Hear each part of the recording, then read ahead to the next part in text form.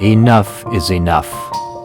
How long will you allow the potential inside you to lie dormant? Do not allow another day to pass without being able to say, I gave it my all. You can't get out of bed when you say you will. You call this freedom?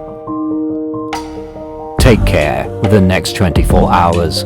Treat each one as if it were the highest gift you could receive. We are not spending time. We are spending our life.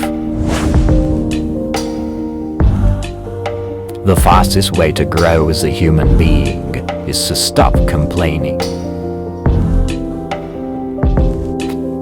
The more difficult an undertaking, the greater rewards you will reap from doing it.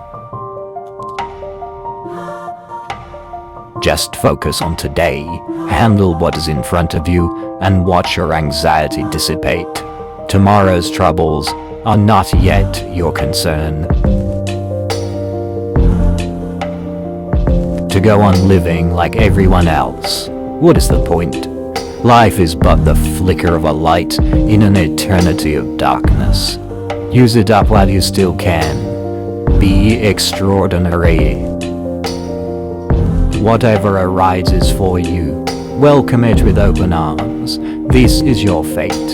The task now is to extract the good from it. The man who knows where he is going will always win the race against the man who doesn't. Before beginning each day, ask yourself how you would like to feel at the end of it. Your abilities are determined by how well you can focus.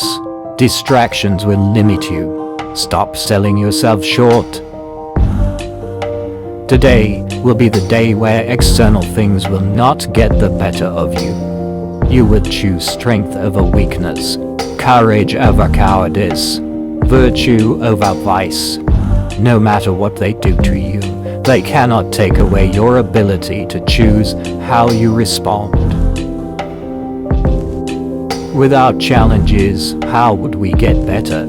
How could we ever discover the strength of which we are truly capable? If you are fighting through difficulties, it means a hero is being born.